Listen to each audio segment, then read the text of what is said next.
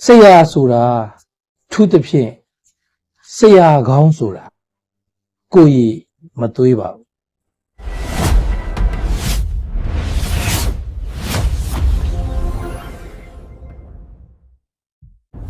ဆရာဆိုတာထူးသဖြင့်ဆရာကောင်းဆိုတာ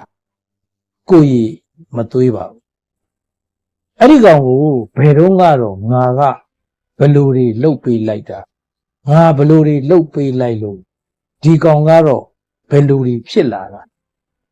ခုလိုမျိုးအောင်မြင်လာတာအခုလိုမျိုးကြော်ကြားလာတာဆိုတဲ့စကားမျိုးကိုဆရာအစ်စ်တီဆရာပိသားတဲ့ဆရာဘယ်တော့မှမပြောပါကျွန်တော်တို့ကိုအချုပ်ထဲမှာထည့်ထားပါတယ်လမ်းမတော်အချုပ်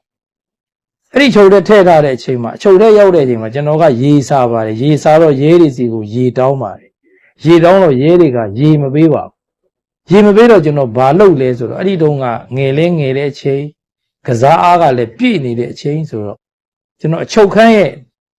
ကာထားတဲ့တစ်သားတန်းတွေကိုကျွန်တော်စောင့်ကန်ပါစိတ်ကလည်းတိုးငယ်ရလဲငယ်တဲ့အချိန်ဆိုတော့ကန်ပါများတော့ဘာဖြစ်တုံးဆိုတော့အချုပ်ခန်းကတစ်သားတိုင်နေကျိုးပါပွင့်ပါတယ်ဒါကျွန်တော်အပူပြောတာမဟုတ်ပါတကယ်ဖြစ်ခဲ့တယ်ဖြစ်ပြ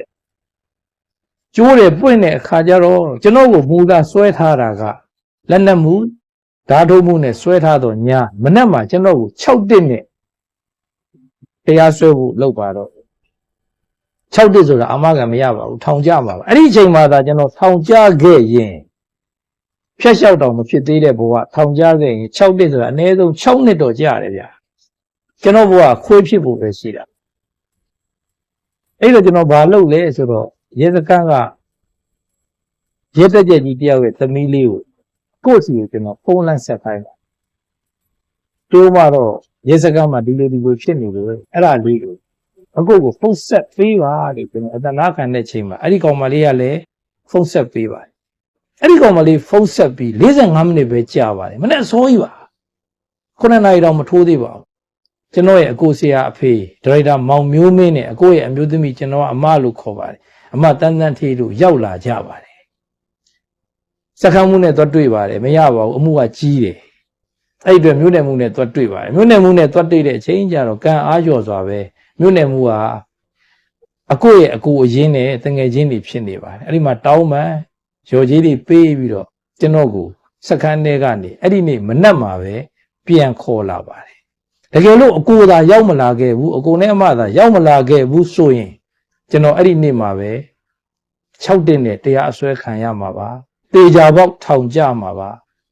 မင်းသားမပြောနဲ့ဒါရိုက်တာမပြောနဲ့အက်ဒီတာချုပ်မပြောနဲ့ဖြတ်လျှောက်တော့ဖြစ်ခွင့်ရမှာမဟုတ်ပါအကိုနဲ့အမနဲ့ဟာကျွန်တော်ကိုအဲ့ဒီအချိန်တည်းကအဲ့ဒီလိုမျိုးကဲတင်ခဲ့တာ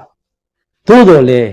တရုံမကိုမင်းဟုတ်ဆိုးကိုငါတို့ကတော့အဲ့ဒီအချိန်တုန်းတည်းကအဲ့ဒီလိုမျိုးကဲတင်ခဲ့တာကွာဆိုတဲ့စကားကိုဒီနေ့ဒီအချိန်ထိအကိုလည်းမပြောပါဘူးအမလည်းမပြောပါဘူးဆရာနဲ့မတူတဲ့ဆရာတွေဆရာမပီသားတဲ့ဆရာတွေကိုဒီရက်ပိုင်းမှာမြင်နေရတာမို့ကြားနေရတာမို့တွေ့နေရတာမို့ဒီအကြောင်းလေးကိုကျွန်တော်ပြောပြတာနောက်တစ်ချက်ထပ်ပြောပြပါ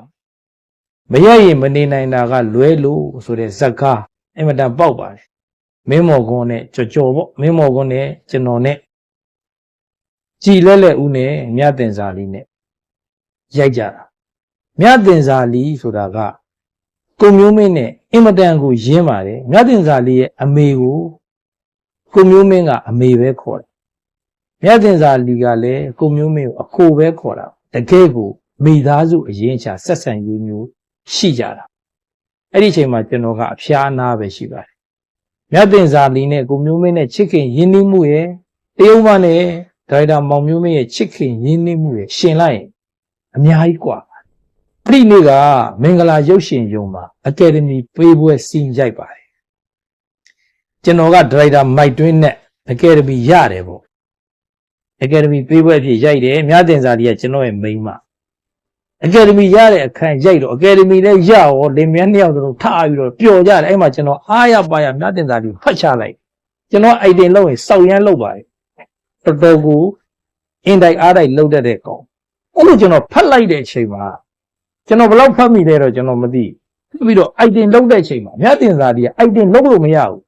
ကျွန်တော်တွန်းထုတ်လိုက်ဟဲ့တင်းဝိုင်းနင်ငေါ့တားရိုက်လောက်ကြီးမဖတ်နဲ့လေဟာဆိုပြီးသူကကျွန်တော်ပြောတယ်